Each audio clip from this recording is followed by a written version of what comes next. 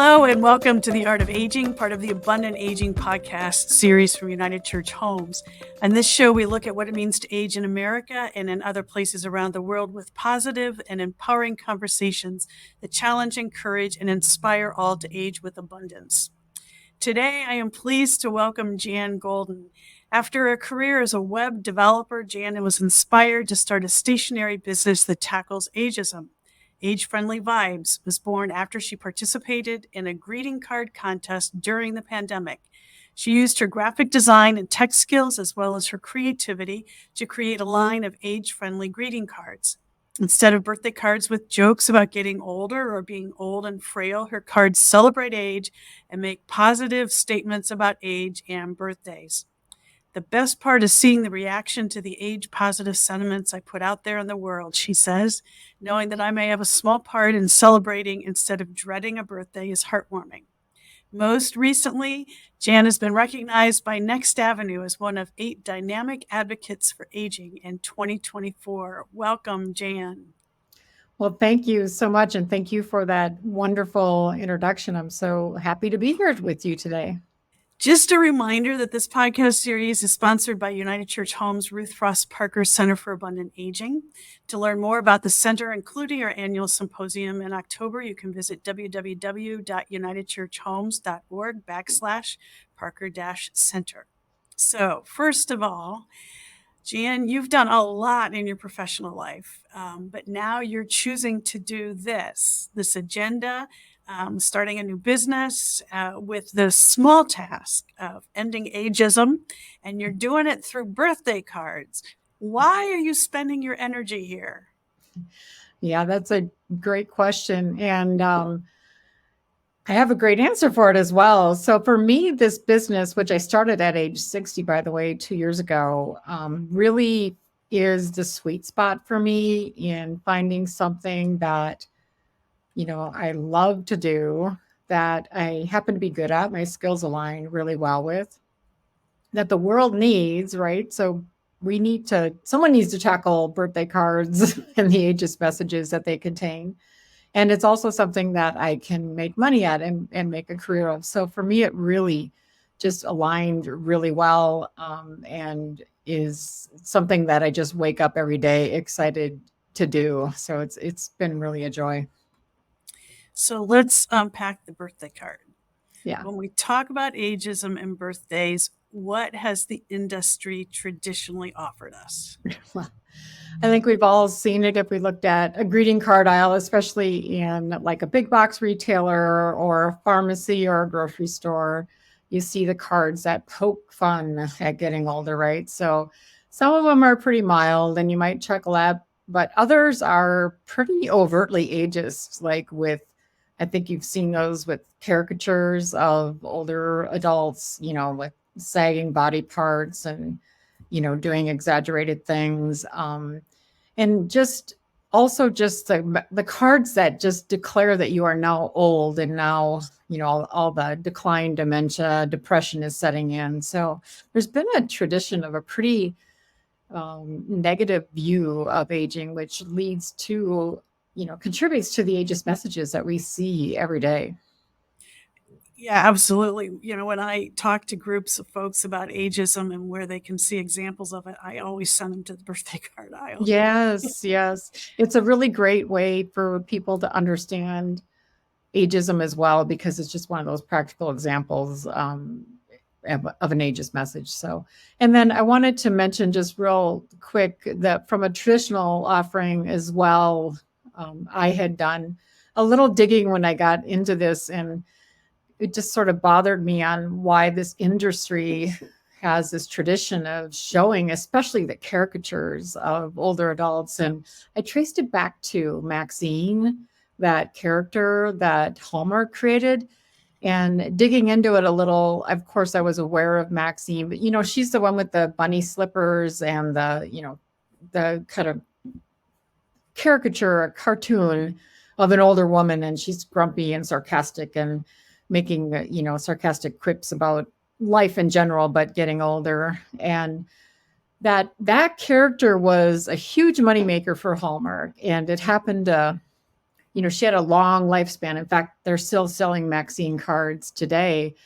But in the mid to late 80s and all through the 90s, she was wildly popular. So a lot of copycat brands also started repeating the sentiments and the imagery that made Maxine so popular, which is what made it really take root in the greeting card industry. But as we all know, like a lot of things, I think it's time for Maxine to retire or to be put, for Put to rest. something new. Yeah, exactly.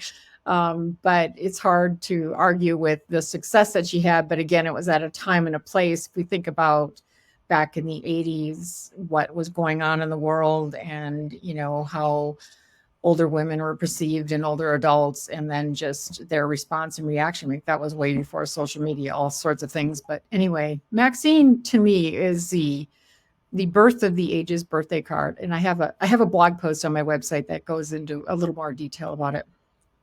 And wasn't she created by a man who was in his 20s or 30s?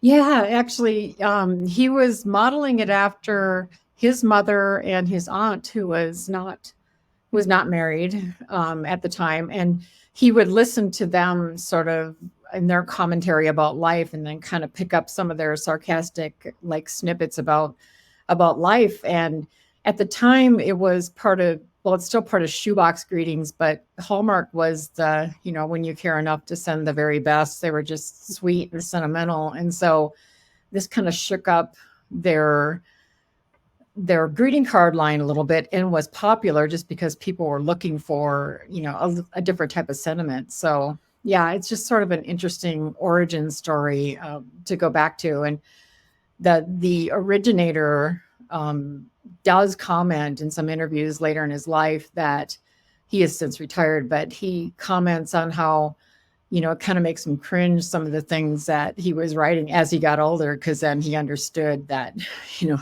some of them were a bit ageist. So he made a comment on something like, I would never give that card to my mother, or, so like, anyway. So yeah, there's a lot of deep rooted history in the greeting card industry with ageism and ageist cards that is still unfortunately living on today. Well, and it follows, I've heard it said for years that the folks who are working in marketing, for instance, Yeah. and we know that there's a lot of ageism in commercials and whatnot, Yeah. and whether it's video or on TV or in magazines, that more folks who are in that industry are very young.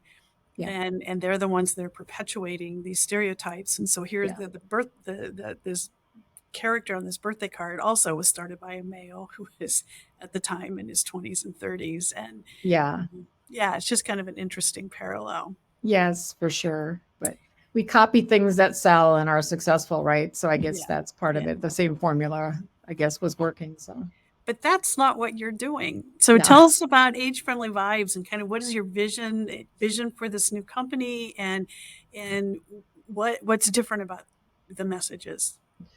Yeah, well, one of the things that really struck me, first of all, was I'm an older woman, older adult, and I do not like receiving those types of cards, and I see them on the shelf. In fact, when I was inspired to start this business, you mentioned in the introduction, I was participating in a anti-ageist birthday card contest that was sponsored by Changing the Narrative during COVID. And as part of my research around that, I Googled like funny birthday card, snarky birthday card. And I was just astounded by the number of cards that came up that were just overtly ageist, like happy birthday, you're 1 year closer to the sweet release of death. It's like, wow, like who wants to get that kind of card? And just, kind of worse from there. There's a lot of varying degrees, but I really hadn't really looked at it through that lens before. But once I started to realize,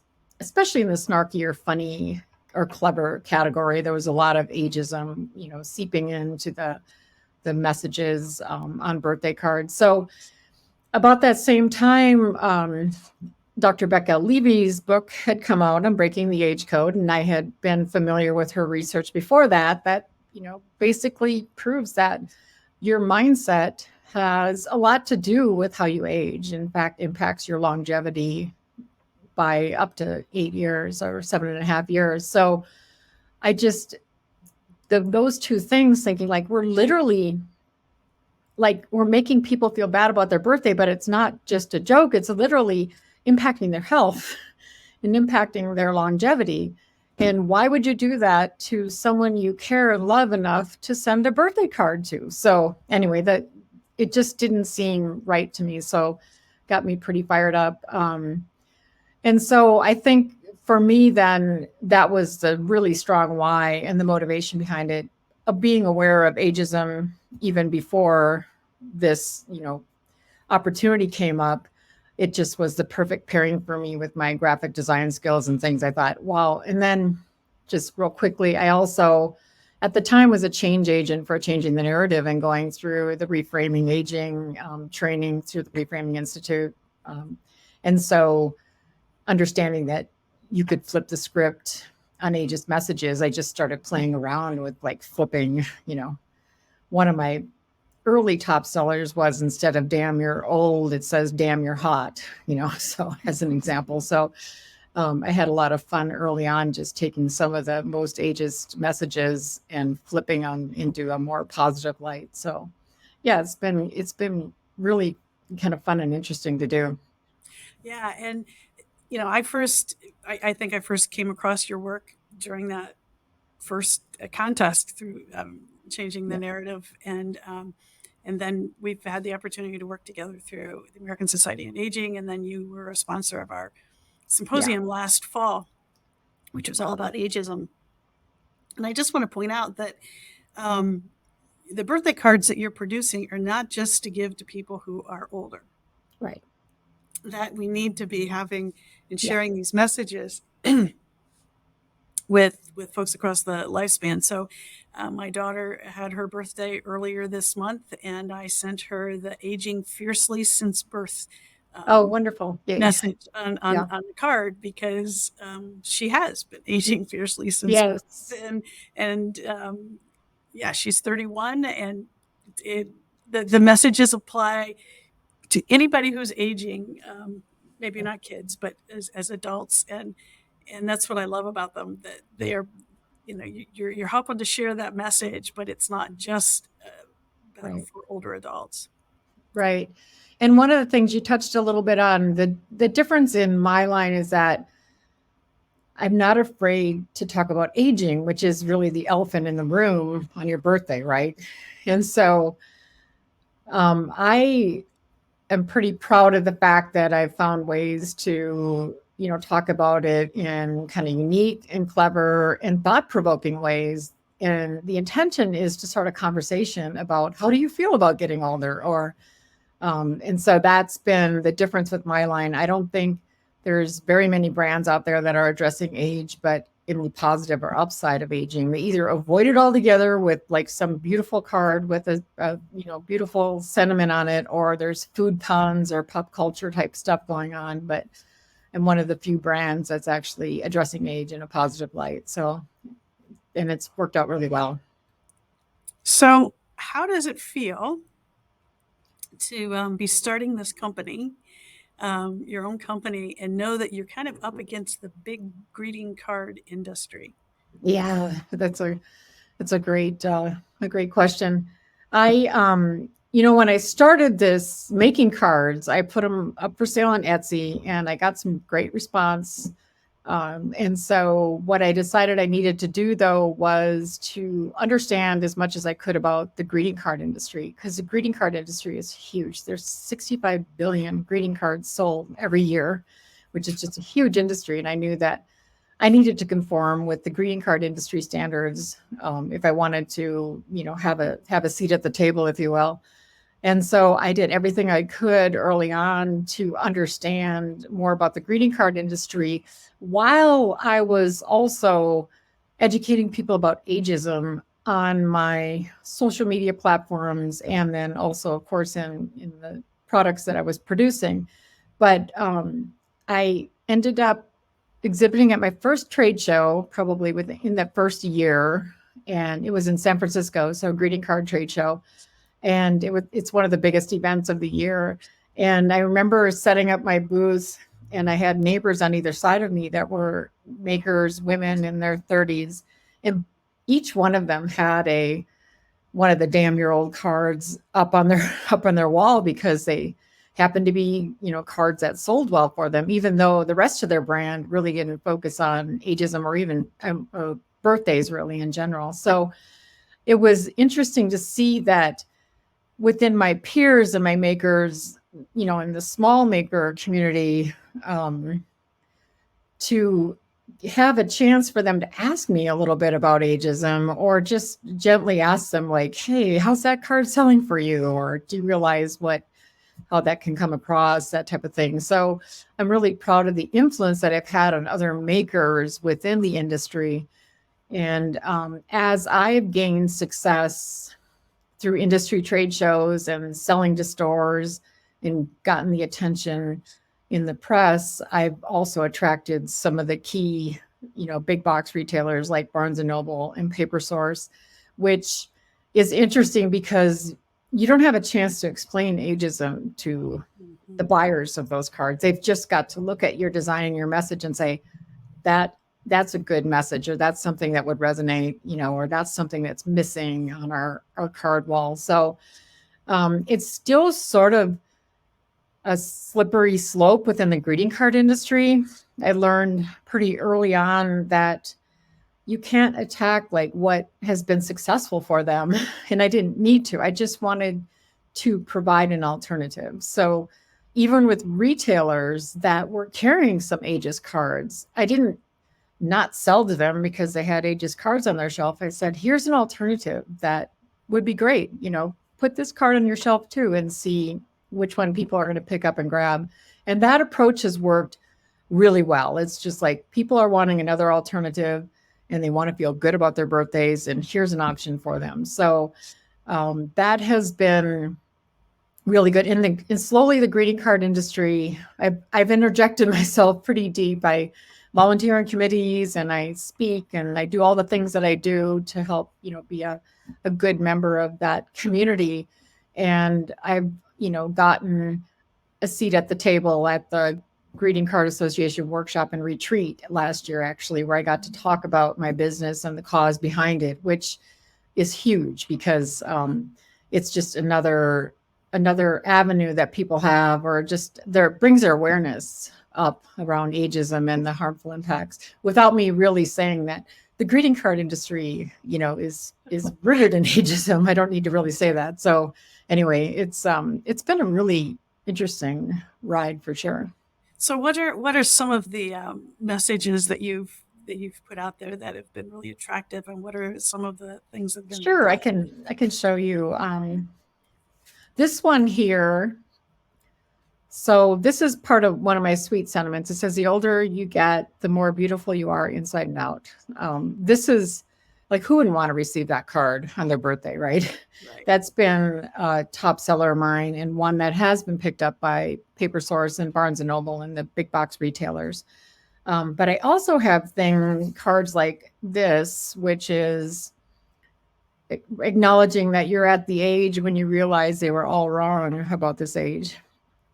So that's intended to be a great conversation starter with somebody on their birthday, just by, acknowledging between two of you that, aging is actually, there's a lot of upside to aging.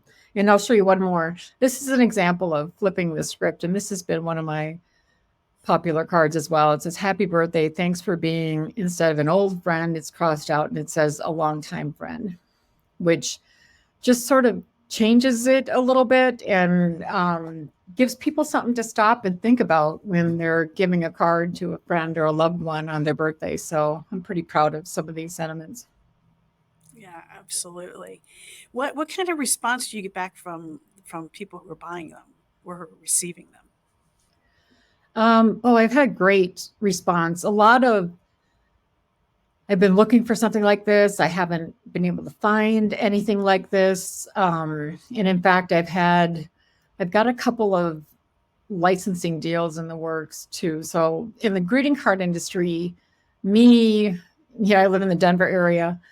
I still produce cards. I get them printed at a local printer, but I'm packaging them. I'm taking your order, and I've got a little bit of help, but it's me basically getting that order out the door. I know that's not scalable as far as where I want to get the message out. So the next step is to get a sales rep who goes out on your behalf and sells your greeting card line. And I've got that going on as of last year, which has increased my reach. But the next step is to get companies to license your messaging and your art and to produce the card and distribute it more widely. And I'm proud to say that I've got a couple of deals in the works. They're not quite finalized yet, but I'm hoping this year that I'm able to get out of the production of cards and get a licensing deal that allows for my messages and sentiments to be, to get an even greater reach. So it's kind of the next step. And you've gone a little bit beyond birthday cards, even at this stage in your business, right? Yes. So I think you mentioned, I think you and I met at the On Aging conference last year in person. And that has been, Meg Laporte from Art Against Ageism is somebody that I've been collaborating with since early on due to my stickers and art prints that celebrate age. And she kind of mentioned to me that you need to go to On Aging and exhibit. So I did that last year in Atlanta, and I found this whole new world of my people who understand ageism and who especially I call myself a pro-age advocate and an activist from that perspective, but being able to put messages out there that are pro-age, to get more pro-age messages out there in the world via stickers or buttons or even birthday cards as well, was a whole nother kind of B2B channel for my business, which has been as profitable as getting my greeting cards into stores. So that's been a really delightful sales channel for me in this business, and something actually that's really helped to sustain my business instead of, selling one card at a time or trying to figure out how to make money selling a greeting card. I can have this larger impact with organizations that understand ageism and also benefit from the messages that I put out. Yeah, great. So speaking of On Aging, I know that you're going to be attending the one that's coming up here in 2024, Yeah. that you're doing a workshop on humor. And Yeah. it strikes me that, in addition to researching birthday cards, you've been researching humor, right? Yes. Because Thank you for mentioning that, because it's one of the biggest pushbacks that we get around birthday cards, especially the ageist ones. It's like, can't you take a joke? But this is funny and I want to laugh about age because we're all in this together and let's all have a big chuckle about it. So I've been working with Sarah from Changing the Narrative and with Janine and Changing the Narrative around ageist humor and just kind of digging into it. And even people who are aware of ageism are still saying, yeah, but we got to laugh about it, And so we're trying to find the balance there. And because of course I love to laugh as well, but just digging a little bit deeper into what are those messages really saying? And then in the greater context, it's not just a message between you and your college roommate or you and your bestie. When it's on a shelf in a store, it's really my biggest awareness there is that it's something that hiring manager of yours is saying, as far as like, oh, when you're older, you can't use technology and your body parts are starting to, you have all kinds of things failing. But your medical professional too is looking at those cards. Everybody in the marketing space that's younger, that doesn't understand ageism, is like, wow, must be what it's like, to get older. So there's more people than just you. It's not a private, like, inside joke when it's on public display. And then also understanding, sort of the context in which that message is given. Maybe the receiver doesn't want to be reminded that their knees are creaking, you know. I ran into this man last year, and it was online in an online group, and he had messaged on in the Zoom chat about his family and his children had always called him an old fart, and they made a big joke about every year giving him an old fart card, you know, and they've been doing this for years and years and years. And he said, I don't know what to do anymore. I don't know how to tell them that I don't want, this is not funny anymore. You know, it's kind of turned the corner. So I think there's that kind of a thing too, to just sort of stop and think about, you know, who's really laughing at this sentiment again on your birthday, happy birthday, you know. It's so anyway, I think we just our goal is to get people to think a little more broadly about humor in aging and what kind of message you're really delivering, and if there's another message that might be more well received or more uplifting for your birthday. So Yeah, yeah, and it is a tough thing. I did a workshop for some folks, some staff members within United Church Homes about 6 months ago, and I was really introducing ageism to this group. And I went out, and first of all, the good thing is I had a hard time finding ageist birthday cards. Or let me say, I had a hard time finding ageist birthday cards that I was willing to purchase. I wasn't going to spend a whole lot of money on. yeah, right. So the cheaper places for birthday cards, it was difficult to find them. Yeah. So I then passed them out to the group, and I said, you know, how would you feel if you received this card? And people were like, Yeah. I receive them. You know what? This is kind of funny to me. And Yeah. and I realized, okay, yeah, this we have absorbed those messages, Yes. and it's going to take a while for us to really unpack and understand the detriment that we're Yes. doing when we continue to see them or stock them or give them or whatever. So Yeah, and I think there was a time not that long ago when we were, you know, joking about women and, you know, the dumb blonde jokes or whatever. And I think culturally we have in our history, you know, sort of marginalized groups made fun or poked fun or whatever. But as you know, the thing about ageism is that it impacts us all, and it's so deeply embedded in our culture that it's one of the areas of, you know, discrimination that people have a hard time actually seeing because it's so ingrained in ourselves, which, you know, I just love the whole topic because it's not cut and dried. There's a lot of messy edges around it, and there's a lot of, you know, conversation around it, which I think is all great.